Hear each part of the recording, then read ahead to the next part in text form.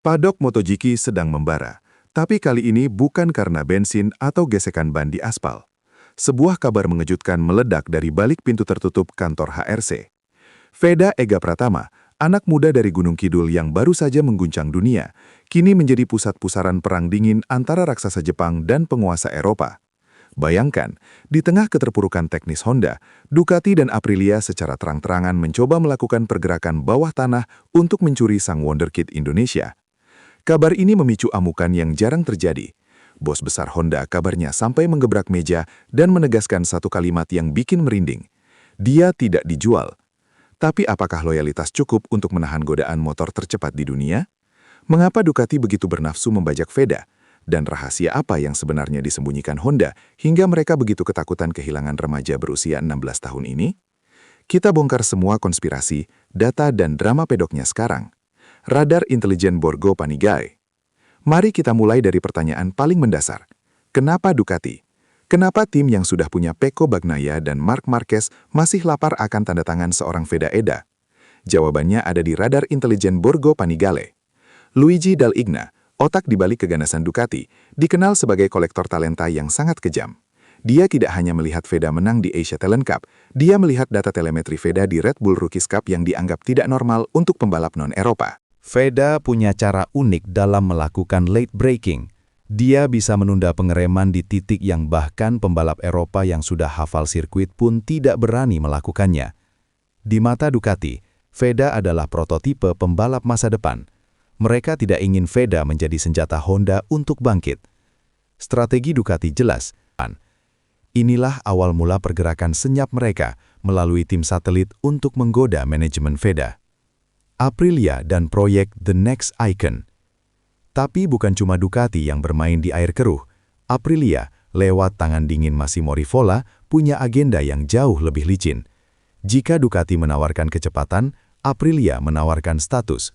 Mereka melihat Veda bukan sekadar pembalap, tapi sebuah ikon.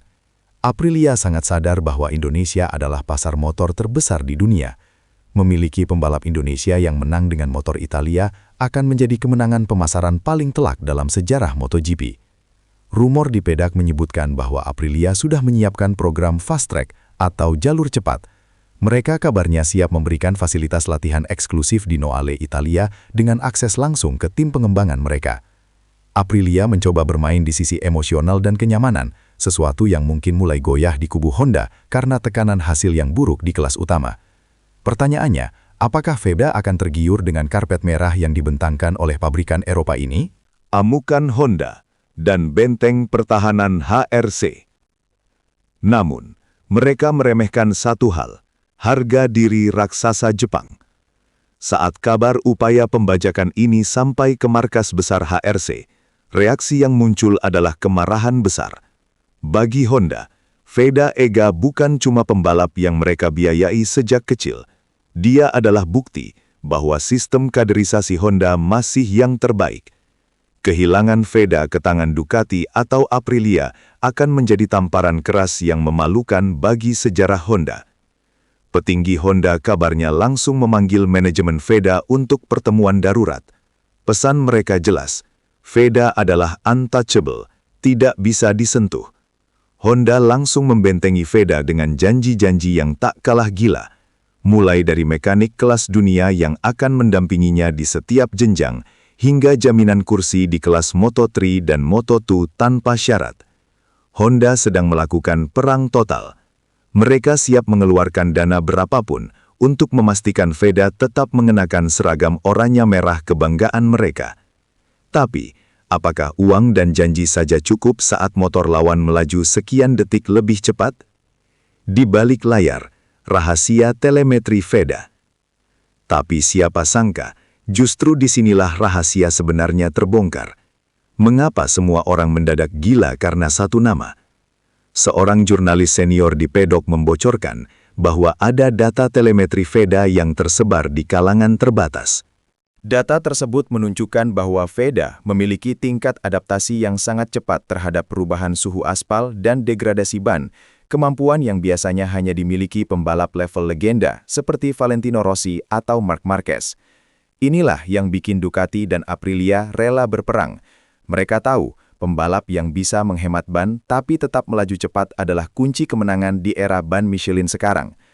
Honda tahu lawan-lawannya sudah mengintip rahasia ini. Itulah sebabnya mereka menjadi sangat protektif. Setiap gerak-gerik Veda di pedok sekarang dijaga ketat. Tidak boleh ada orang luar yang bicara sembarangan kepada sang pembalap tanpa pengawasan staf HRC.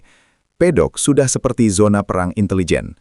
Dilema sang wonderkid dan harapan Indonesia. Namun, di tengah tarik ulur raksasa ini, ada satu anak muda yang memikul beban yang luar biasa berat. Veda Ega Pratama kini berada di persimpangan jalan paling krusial dalam karirnya. Di satu sisi, ada loyalitas kepada Honda yang sudah menemaninya dari nol. Di sisi lain, ada impian untuk segera menjadi juara dunia. Dan realitanya, motor Eropa saat ini adalah kendaraan tercepat menuju mimpi itu. Tekanan dari publik Indonesia pun tak kalah besar. Jutaan pasang mata berharap Veda menjadi pembalap Indonesia pertama yang benar-benar kompetitif di MotoGP. Jika dia bertahan di Honda dan gagal karena motor yang tidak kompetitif, publik akan kecewa. Masa depan yang terbelah. Perang dingin ini membuktikan satu hal pasti. Dunia balap internasional sekarang gemetar melihat potensi Indonesia. Veda Ega Pratama bukan lagi sekadar pembalap muda berbakat. Dia adalah simbol supremasi yang diperebutkan oleh dua kutub kekuatan dunia. Keputusan yang diambil dalam beberapa bulan ke depan akan menentukan apakah kita akan melihat bendera merah putih berkibar di podium tertinggi MotoGP bersama Honda, atau justru di atas motor Ducati yang mendominasi. Ketegangan ini mungkin belum mencapai puncaknya. Ada yang bilang, kesepakatan rahasia bisa saja terjadi di bawah meja saat semua orang sedang lengah. Tapi yang pasti, bos Honda sudah memberikan ultimatum. Veda Ega tidak dijual dengan harga berapapun.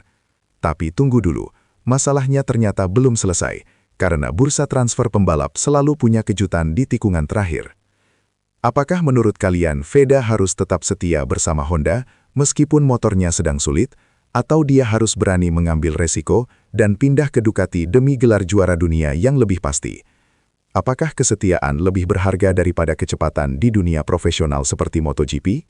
Tulis pendapat kalian di kolom komentar, karena perdebatan ini sedang memanas di seluruh dunia.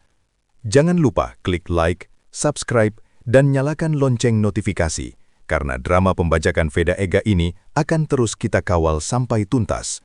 Saya, nama narator, tetaplah di jalur balap, dan sampai jumpa di video berikutnya yang jauh lebih geger.